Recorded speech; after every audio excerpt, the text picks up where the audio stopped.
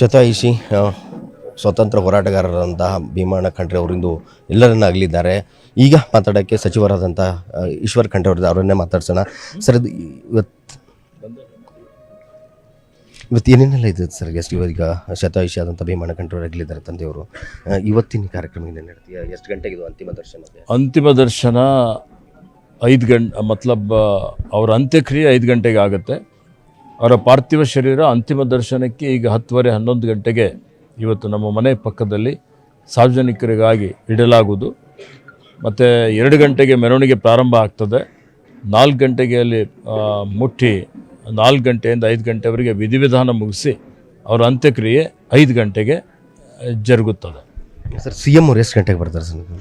C M sir ಅವರು ಸುಮಾರು 4 ಗಂಟೆಗೆ ಇಲ್ಲಿಗೆ ಬರ್ತಾರೆ ಅನ್ನುವಂಥ ಒಂದು ಅವರ ಪ್ರವಾಸ ಕಾರ್ಯಕ್ರಮ ಇದೆ. ಸರ್, ಈ ಭಾಗಕ್ಕೆ ಸಾಕಷ್ಟು ಹೋರಾಟನ ಮಾಡಿದರು, ಸ್ವತಂತ್ರ ಹೋರಾಟಗಾರನ ಮಾಡಿದರು. ಈಗ ಅವರು ನಮ್ಮನ್ನು ಅಗಲಿದ್ದಾರೆ ಎಲ್ಲರನ್ನೂ ಕೂಡ. ಅವ್ರ ಜೀವನವೇ ಹೋರಾಟಮಯ ಜೀವನ. ಬಾಲ್ಯದಿಂದಲೇ ಅವರು ಅನ್ಯಾಯದ ವಿರುದ್ಧ, ಮೌಢ್ಯತೆ ವಿರುದ್ಧ, ಅಸಮಾನತೆ ವಿರುದ್ಧ ಹೋರಾಟ ಮಾಡುವಂಥವ್ರು. ಜಾತೀಯತೆ ವಿರುದ್ಧ ಹೋರಾಟ ಮಾಡಿದ್ದಾರೆ, ಅಸ್ಪೃಶ್ಯತೆ ವಿರುದ್ಧ ಹೋರಾಟ ಮಾಡಿದ್ದಾರೆ.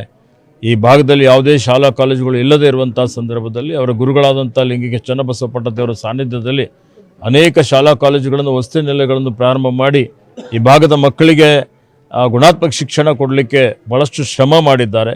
ರೈತರಿಗಾಗಿ ದುಡಿದಿದ್ದಾರೆ.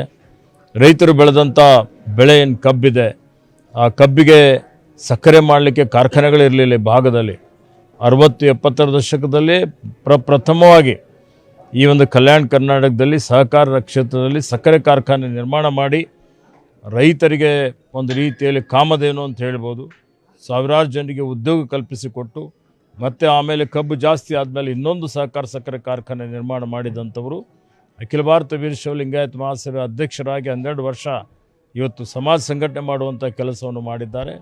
ಕಾಂಗ್ರೆಸ್ ಪಕ್ಷದ ನಿಷ್ಠಾವಂತ ಮುಖಂಡರಾಗಿ ಪಕ್ಷ ಸಂಘಟನೆಗಾಗಿ ದುಡಿದಿದ್ದಾರೆ. ಶಾಸಕರಾಗಿ, ವಿಧಾನ ಪರಿಷತ್ ಸದಸ್ಯರಾಗಿ, ಇವತ್ತು ಸಚಿವರಾಗಿ ಈ ರಾಜ್ಯದ ಅಭಿವೃದ್ಧಿಗಾಗಿ, ಏಳಿಗೆಗಾಗಿ ದುಡಿದಿದ್ದಾರೆ.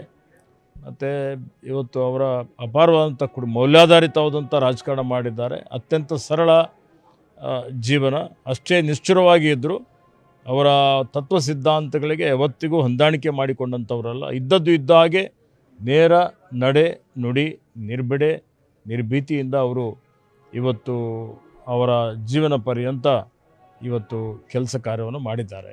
ಸರ್, ರಾಜಕೀಯವಾಗಿ ನೀವು ಪಾದಾರ್ಪಣೆ ಮಾಡುವಂಥ ಸಂದರ್ಭದಲ್ಲಿ ಅವರೇ ರಾಜಕೀಯ ಗುರುಗಳು. ಯಾವ ರೀತಿ ಅವ್ರು ರಾಜಕೀಯವಾಗಿ ನಿಮ್ಮೊಂದಿಗೆ ಆ ದಿನಗಳನ್ನು ನಮಗೆ ಅವ್ರು ಹೇಳಿದ್ದು ರಾಜಕೀಯ ಅಂದರೆ ಸಮಾಜ ಸೇವೆ ಅಂತೇಳಿ ಹೇಳಿ.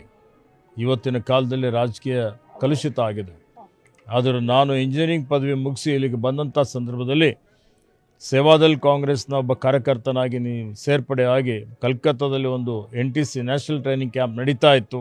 ಆ ಕ್ಯಾಂಪಲ್ಲಿ ಭಾಗಿಯಾಗಬೇಕು ಅಂತೇಳಿ ಹೇಳಿ ಅಲ್ಲಿ ನಮ್ಮೆಲ್ಲರ ನಾಯಕರಾದಂಥ ದಿವಂಗತ ರಾಜೀವ್ ಗಾಂಧಿಯವರು ಪ್ರಧಾನಮಂತ್ರಿಗಳಾಗಿದ್ದರು.